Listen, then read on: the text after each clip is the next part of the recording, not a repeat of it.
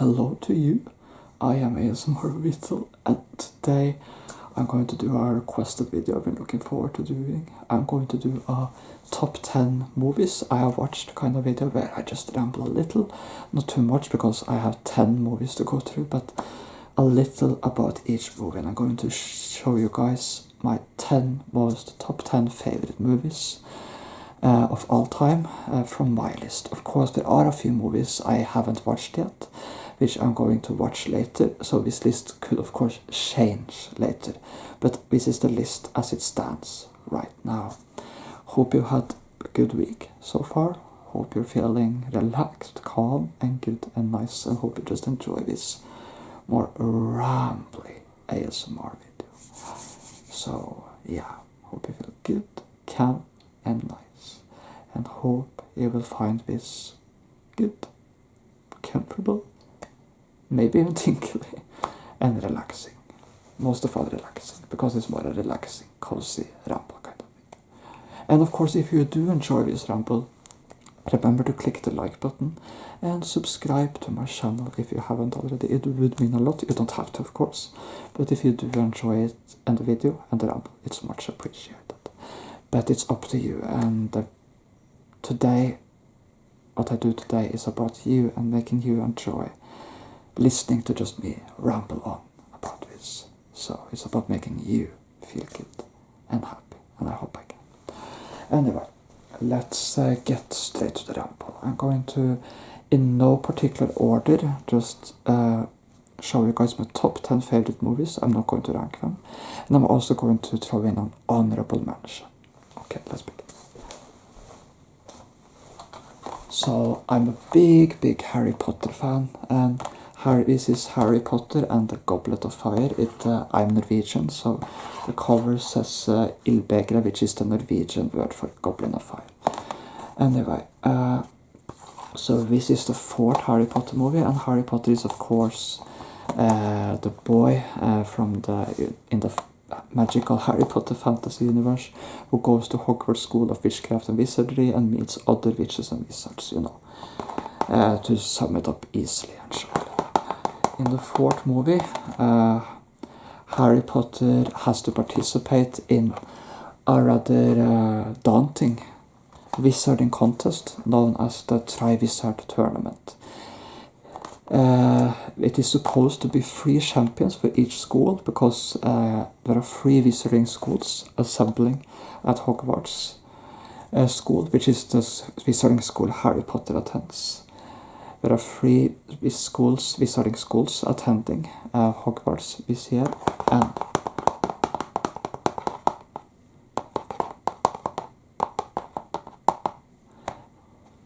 and of course each school has its own champion, but surprisingly the Goblet of Fire announces a 4th unexpected name, the name of Harry Potter, even though he isn't old enough to participate in the contest.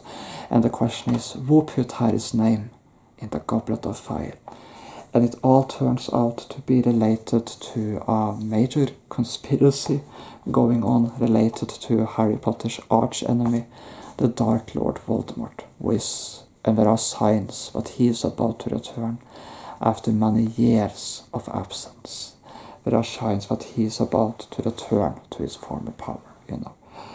And Voldemort is of course the dark wizard who tried to kill Harry Potter when he was a baby, but he didn't succeed. The killing curse backfired, and it drained Voldemort of his powers, but in this film he's trying to get his powers back.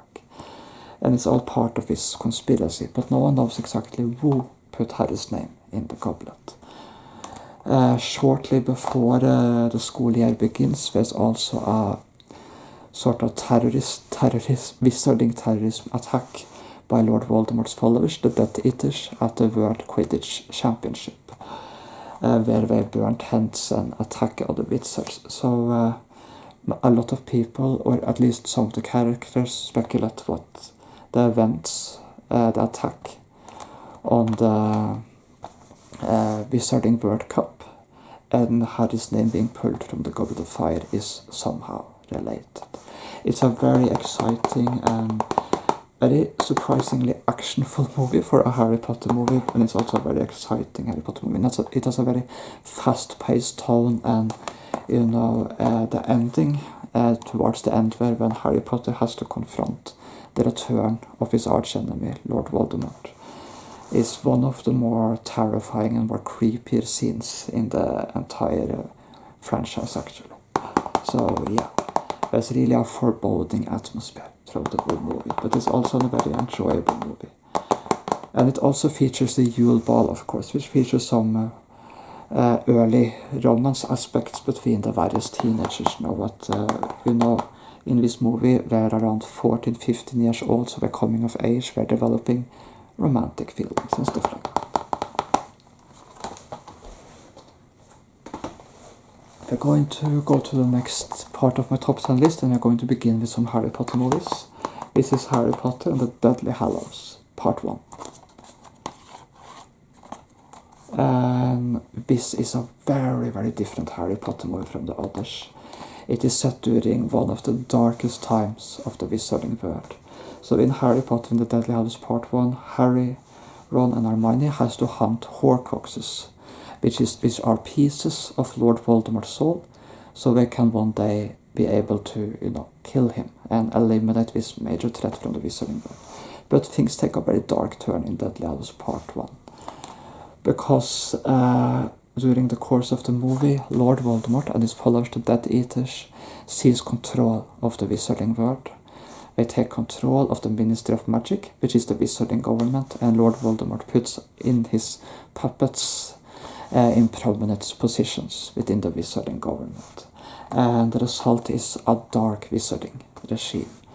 And Voldemort's and his followers' ideology is what Wizarding people should rule non-magic people. In the Wizarding world, they call us non-magic people Muggles. And the Dark Wizards look very down upon us. For centuries, wizards and witches have hidden from the Muggle community and kept secret. But Lord Voldemort and his followers want wizards, the Dark Wizards and the Wizarding world, to rule over Muggles. And they also want to hunt anyone they call for mudbloods. And mudbloods are people born from non-magic people. Lord Voldemort and his followers believe in purebloods, which are people of only magical heritage. Mudbloods are people who are witches or wizards, but who have been born by muggles, non-magic people. And they want to eliminate these people from wizarding society. And of course rule us muggles. So Harry, Ron and Hermione are of course fugitives when this new dark wizarding regime takes power. And they hunt people, they kill people, it's a really evil regime run by the evil Lord Voldemort, who is in the movie obsessed with harnessing more power and is hunting for a very powerful wand called for the Elder Wand, which will make him even more powerful, maybe even unstoppable. Or at least that's what Lord Voldemort himself believes.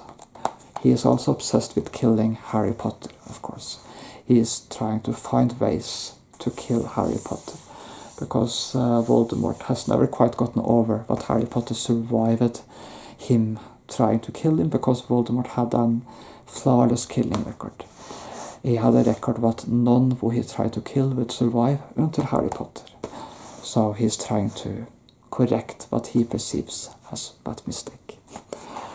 Harry Potter, Ron and Hermione, of course, while evading Lord Voldemort and his dark followers, tries to hunt for the Horcruxes.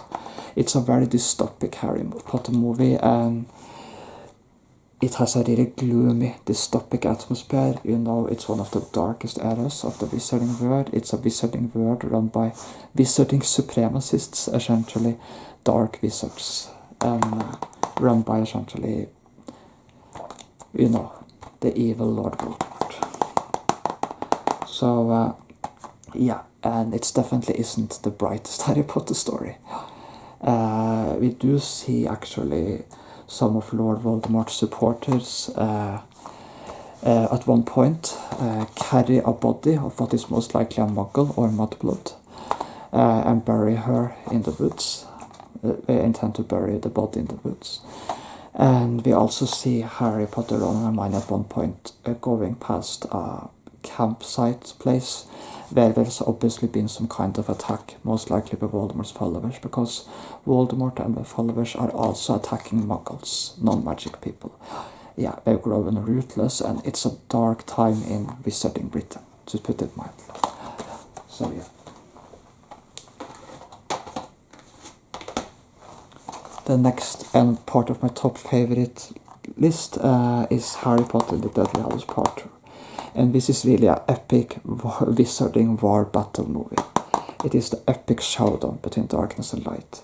In Harry Potter and Deathly Hallows Part 2, Harry Potter, Ron and Hermione, and Ron and Hermione is of course Harry Potter's closest wizarding friends, return to Hogwarts to eliminate the last Horcruxes of Lord Voldemort, and of course Voldemort and his followers approach Hogwarts to try and Voldemort does this to try and sort of prevent this and kill Harry Potter.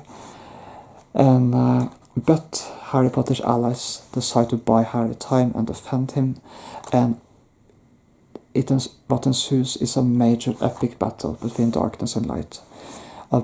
A battle between Harry Potter and his allies and Lord Voldemort and his followers. So yeah. Hogwarts, up until Harry, Ron and Hermione arrives, Hogwarts was also run by the Death Eaters, by the evil wizarding regime, but were driven out of Hogwarts very shortly after their arrival. So it is a very epic movie, and it's an emotional movie, and it's a movie where Harry Potter discovers the final revelations and truths. It's one of the best, most emotional and most favorite movies of all time, and it's really a very enjoyable movie about the battle between good and evil, you know.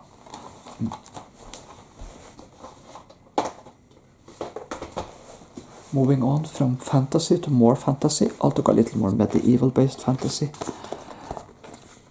This is Lord of the Rings, The Return of the King, and it is also actually set during one of the darker eras of its world's histories. By the way, you can see some beautiful. This is the special extended DVD edition, featuring extra scenes and stuff. I have all the extended editions of both The Hobbits and the Lord of the Rings movies. And you can see here, isn't it beautiful? Yeah. So yeah.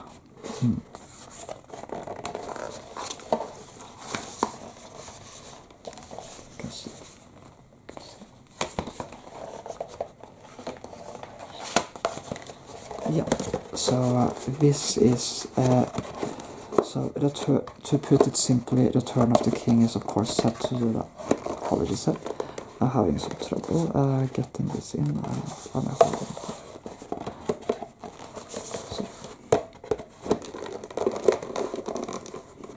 apologies. Okay, so Return of the King is set to Middle-earth, which is the more medieval fantasy realm the Lord of the Rings films take place in. And the Lord of the Rings films take place during the War of the Ring era, where the two hobbits, those two, I'm not going to go into the details about all the creatures stuff on Middle-earth, but to simplify it, in Middle-earth there are humans, there are dwarves, there are elves, and there are hobbits. And hobbits are these small creatures who very seldom is involved with the affairs of the world. But the hobbits Frodo and Sam are making the journey to Mordor to destroy the One Ring, who was forged by the Dark Lord Sauron in ancient times, a ring he used to rule and conquer Middle-earth. Destroying the ring it can only be destroyed in the fire it was forged, which is in Mordor, and in Mount Doom in Mordor, and so Frodo and Sam has to travel there and destroy the One Ring, because if the ring is destroyed, Sauron is destroyed. And that's important because in the movie Sauron is launching his attack on Middle-earth and the Kingdom of Gondor, and is now trying to take over Middle-earth with his army of orcs, which are these ugly goblin troll-like beings. And his army of orcs spread devastation, destruction, and the force of Gondor, and the good characters like the other hobbits, dwarves, elves, and the wizard Gandalf has to sort of defend Gondor from this dark threat. So it's a very epic and very cool fantasy movie, and with the extended edition it's a quite long movie, but it's probably one of my favorite movies. And it's also about the battle between darkness and light, as many of the best movies are.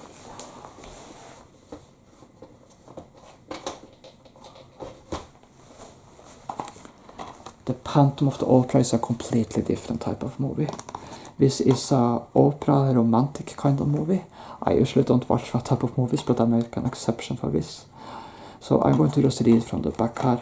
A voice calls from the shelters of the opera house to innocent chorus girl Christine Daae. Only ballet mistress Madame Jury knows what the voice is that of the phantom. A disfigured musical genius who haunts the catacombs of the theatre.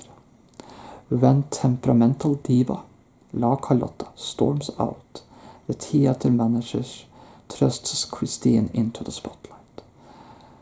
Her mesmerizing performance captivates both the audience and the phantom.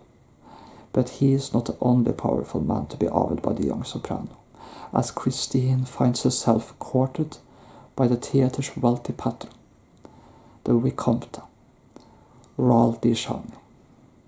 Though she is enthralled by the phantom, Christine is drawn to the dashing Raoul, enraging the phantom and setting the stage for a dramatic crescendo. So it's kind of a low affair drama, and of course Christine is caught sort of between the dashing Raoul and the mysterious phantom. And the phantom, while Raoul is an attractive dashing man, the phantom is a musical genius who is embroiled in this mysterious atmosphere. And of course it is also where the very super famous song The Phantom of the Opera comes from. The song where Christine is essentially seduced by the phantom and brought into his lair. Because the phantom is infatuated with Christine. I enjoy the music here, and I think it's a very enjoyable movie. And it's of course based on Andrew Lloyd Webber's stage plays, The Phantom of the Opera. I really enjoy the music and the atmosphere and everything. But let's move on.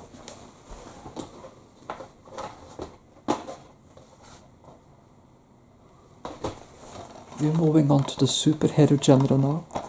This is Marvel's Avengers, and this is from the Phase 1 of the Infinity Saga of Marvel Cinematic Universe. And it featured the Avengers assembling on screen in real live action for the very first time.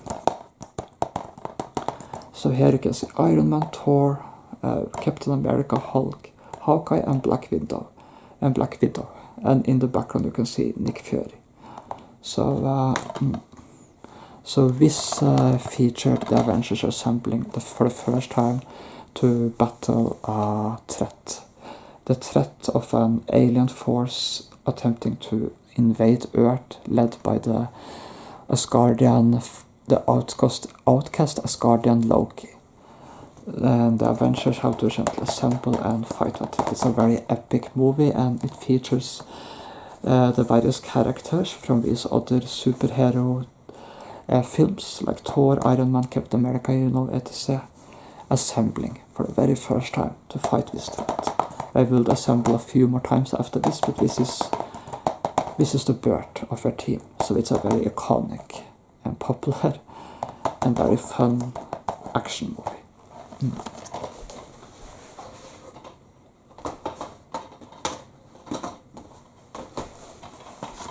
The third Avengers movie was the first part of the big conclusion of the Avengers Infinity Saga.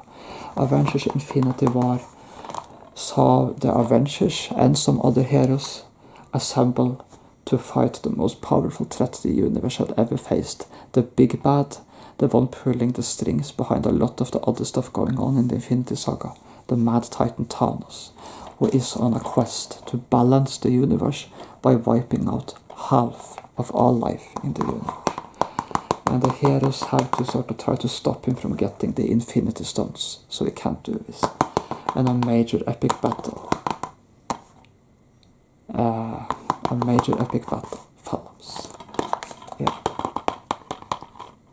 So this is also one of those super epic, enjoyable movies, and its opening scene is haunting.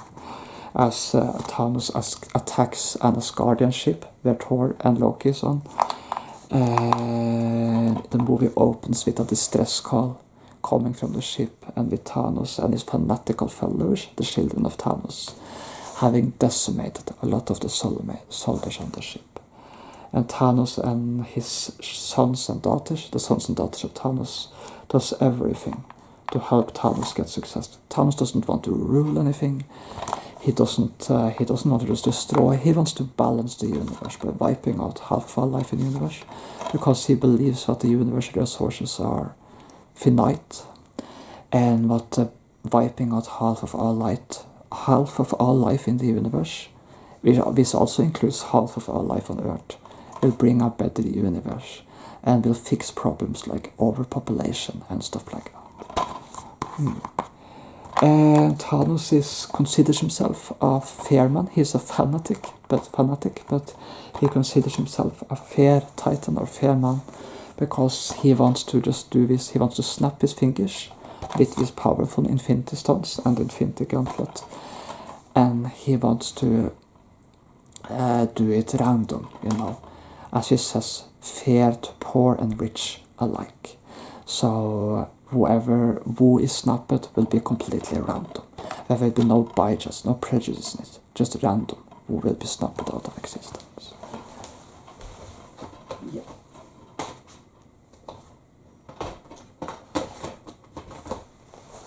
Part 2 and the dramatic conclusion of the Infinity Saga, which also set the stage for the current multiverse saga, is Avengers Endgame, and this is definitely my top 10 list, to put it mildly.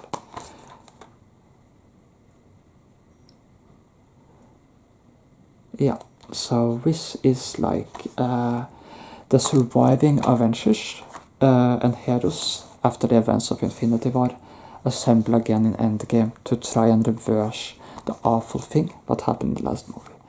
The movie begins in a very bleak, at a very bleak time for the Marvel Cinematic Universe timeline. Half of all life in the universe and on Earth has been snapped out of existence, and the other half that is left to pick up the pieces. But the heroes assemble to try and undo the damage. Now, by the Avengers, and they decide to do a time heist. They decide to do time travel, and I love time travel plots. They decide to time travel to try and fix the damage done to Earth and the universe, and to try and undo the Mad Titans Thanos' actions. But this creates new complications, of course. They can't just apologies. They can't just go back in time and change a spot in the past, because Avengers Endgame's time travel rules are a little different from a lot of other time travel rules in other movies. If they go back in time and change a thing in the past, they actually just create a new timeline, but it won't change their timeline.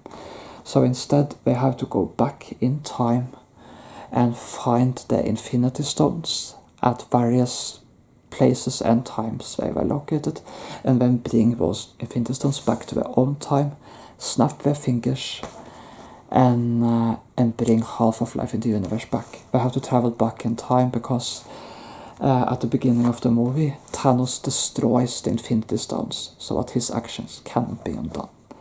However, their time travel leads to a new dramatic epic showdown with Thanos and his followers. It's a super enjoyable movie, and it's an emotional and epic, beautiful conclusion to the Infinity Saga.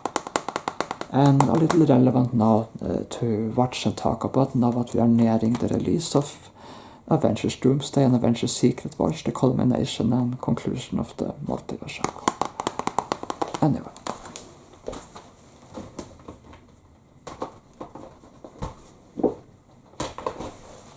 one of my top 10 movies is Spider-Man No Way Home, which also features some appearances from Doctor Strange. And Spider-Man No Way Home is part of the multiverse saga, and it is actually a multiverse movie. It features villains from various Spider-Man franchises, villains from both the original Spider-Man trilogy and from the Amazing Spider-Man films, making their way into this Spider-Man's Marvel Cinematic Universe, essentially Tom Holland's Spider-Man's universe, due to a multiverse spell gone very wrong. And this also actually draws in the two other Spider-Man from the two other Spider-Man universes. You know, Tobey Maguire's Spider-Man from the original Spider-Man trilogy, and Andrew Garfield's Spider-Man from the Amazing Spider-Man films. So this is sort of a multiverse Spider-Man crossover movie, also featuring appearances from Doctor Strange, who of course also has his own movies. So it's a very enjoyable kind of multiverse Spider-Man related crossover event. And it's definitely one of my favorite movies, without a doubt.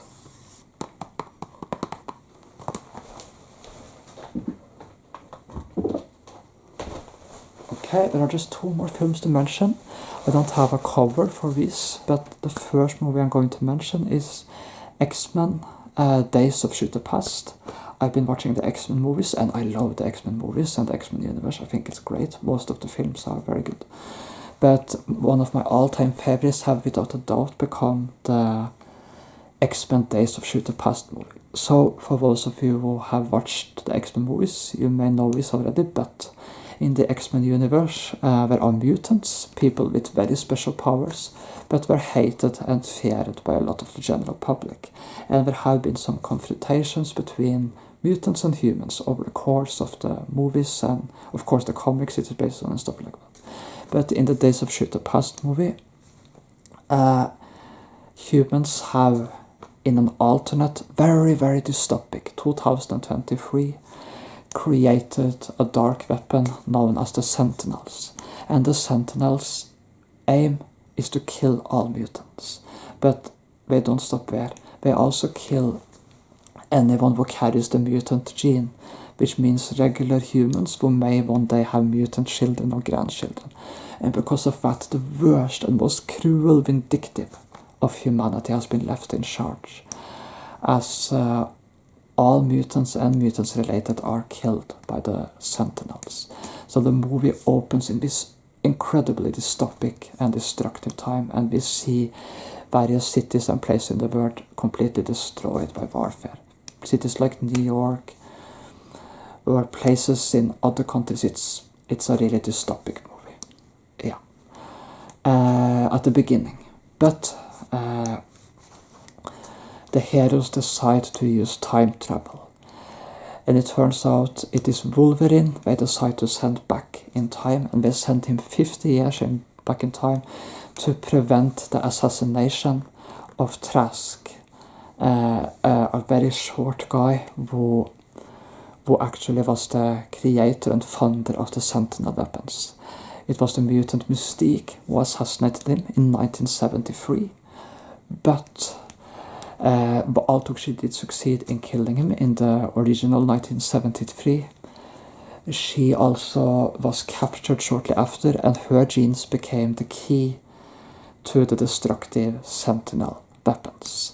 So Wolverine goes back in time to prevent the assassination of Trask and to prevent Mystique from getting captured, and to change the timeline and undo this dark dystopic future 2023.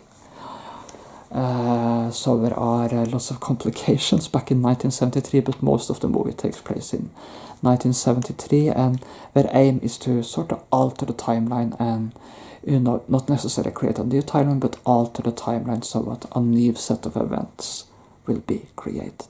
So it's a movie about which includes dystopic elements, time travel and stuff like that.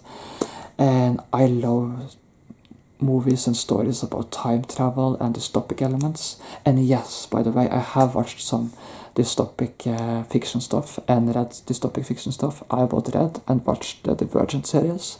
I've also read the first two books of the Hunger Games series. And I have been So I have been into the world, dystopic world before too, because I realize that when I say this, that maybe some will try to, and that's completely okay by the way, try to recommend some dystopic genres to me and dystopic stories, and I know some of them from before, by the way, but I do appreciate the recommendations, of course. I'm also going to throw in an honorable mention today, which isn't part of my top 10 list, but it's close.